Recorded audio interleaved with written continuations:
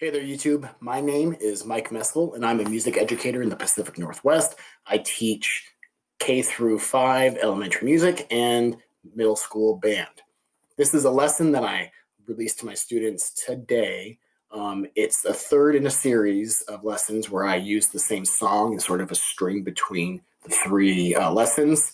It's tied to a standard of making connections between music and other disciplines. Feel free to use this as any sort of an example to give you any sort of ideas. If this was helpful, please share this with your colleagues. And please like the video, subscribe to the channel, click the notifications bell. Not only do I release sample lessons, but I also release tips and tricks videos for especially geared around remote music education. And with that, here's today's lesson. What is going on, friends? Today, we are going to be talking about the connections between music and nature. Today is gonna be a little something more. I've got a plan in mind, a special thing in store. The light bulb inside my head says, get out and play, 'cause you never feel this way. It's my lucky day, it's my lucky day, it's my lucky day, my lucky day. Don't need a pot of gold, a rabbit's foot or to be told. It's my lucky day, it's my lucky day.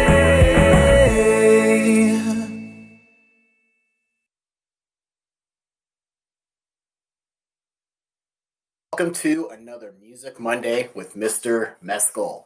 Today, we are continuing our series that's inspired by the song Falling Leaves.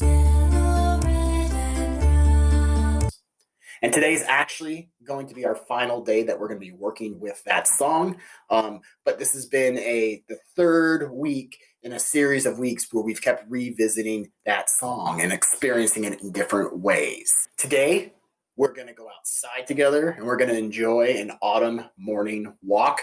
And then we're going to be talking about the connections between music and nature. Today's learning target is I can describe the relationship between nature and music. And how you're going to show me that you're successful today is through today's success criterion, which is I can describe with my voice or in writing how nature is shown in music and how music is found in nature. We're done with the lesson today. Kindergartners through third graders are going to record yourselves and you're going to be telling me about the relationship between music and nature.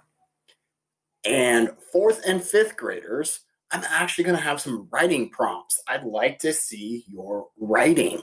Now, I will also give fourth and fifth graders the opportunity. If you'd rather do a recording of yourself, that's fine. But I would love to see your writing.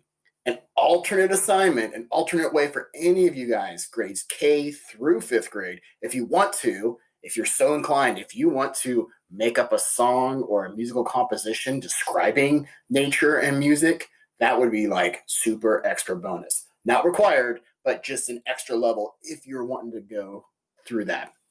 I do have to say, with this lesson, I'm going to be covering lots of stuff that I find interesting, but it might be a lot for some people because the same lesson is for kindergarten through fifth grade. So in the end, what I really want you to focus in on is just picking out what is the connection between nature or science and music. That's really the core element of this whole lesson today. As of right now, when I'm recording this video, it's morning time. And morning is my favorite part of the day. I think it actually would be really great right now to make a warm cup of tea and go on a walk and go observe and look at nature and kind of see the connection between music and nature on this walk. So I'm planning on going through a walk through my neighborhood and into some parks that lead to some trails into the forest that's over by my house. So I think that'd be fun. So come with me.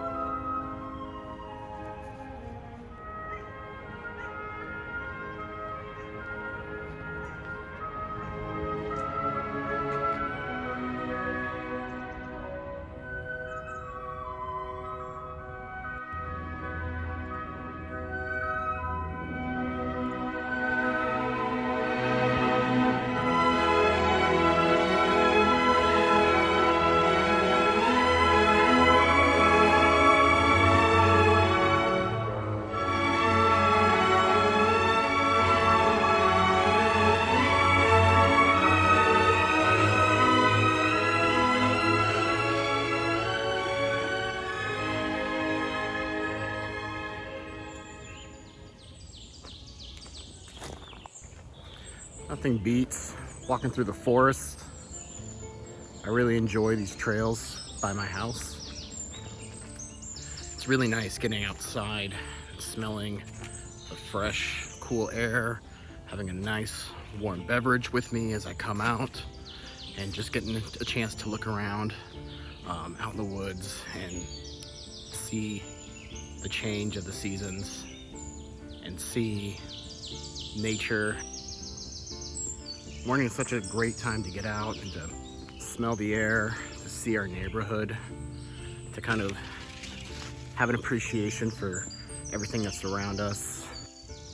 Fall is a great time when we get to look around, we get to see the changing of the colors. Look at this beautiful maple tree here. You see the green leaves there, but if we look up, we see the orange and the brown that are starting to come in.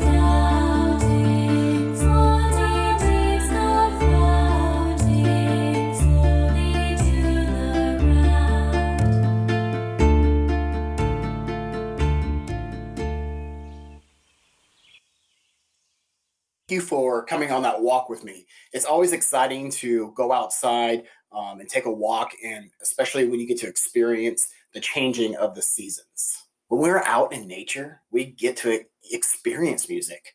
We can hear music in the sounds of birds.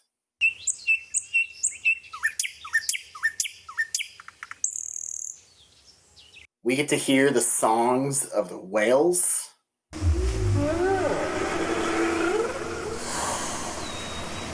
Even crickets create their own music.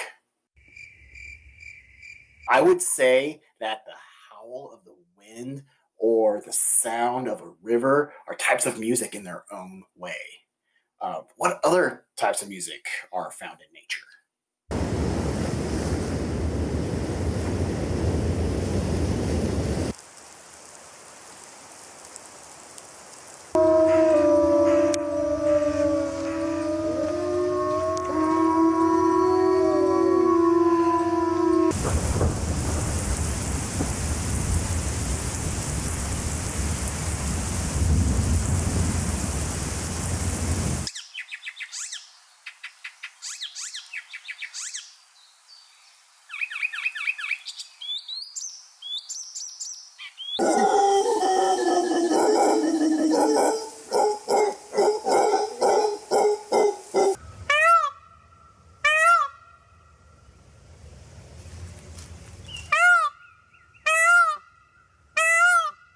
In the Western musical tradition, our concept of what is known as music theory, which are sort of the structures and rules that we use when we're talking about music, but that music theory is partially based on these discoveries that are attributed to a person named Pythagoras.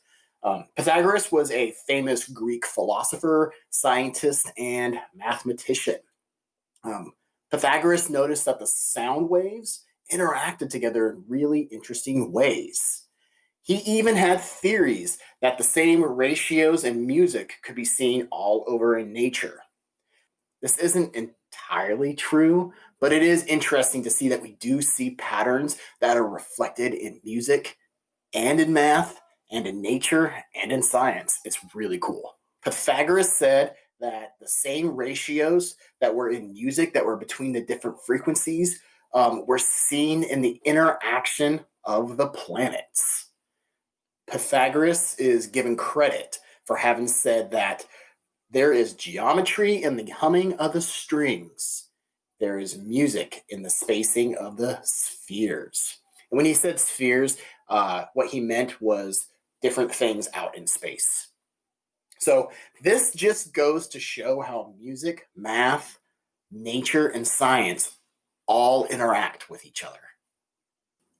So not only can we find music in nature, but music is excellent at describing nature.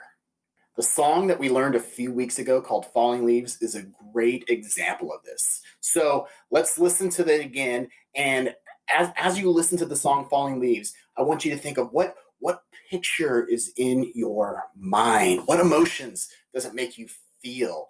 How does that song make you feel about autumn? And in what ways does it show nature in the way that the notes interact with each other and the way that the lyrics paint a picture?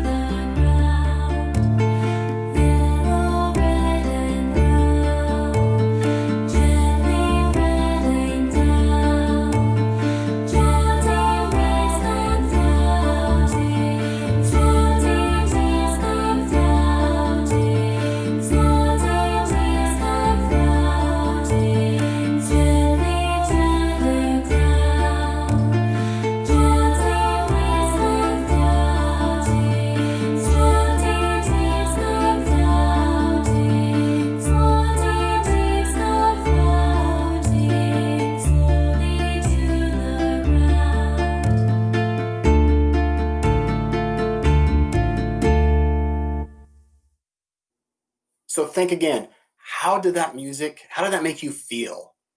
How did it paint a picture of the autumn?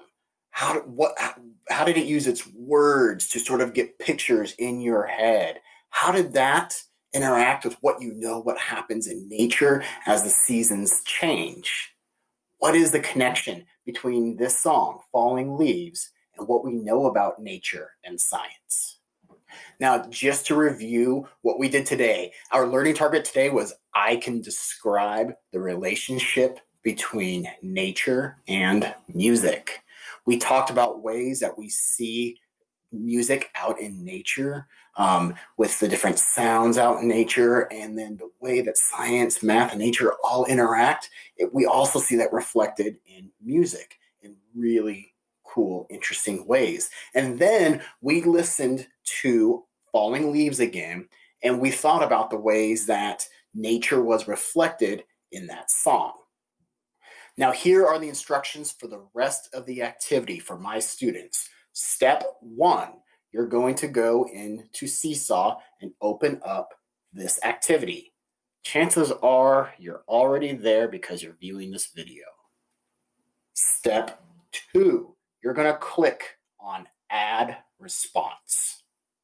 Step 3, kindergartners through third graders, I want you to either record a video or just click on the microphone and record yourself responding to these questions. How do we see music in nature? And what are some examples of music in nature? And in what ways can music describe nature or science?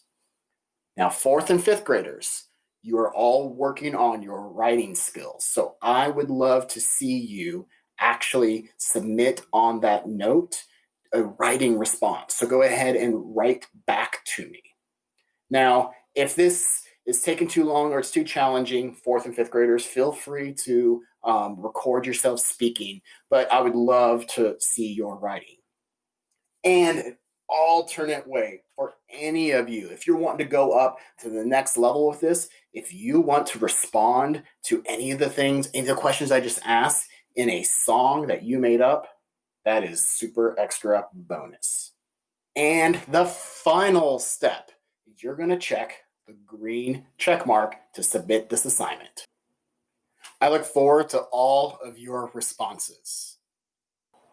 If you made it this far into the video, chances are there's something you liked about it. So please take a moment to like the video and subscribe to my channel and click the notifications bell so that way you get alerted for every time I release new content. Thank you guys for the time that we got to spend together today.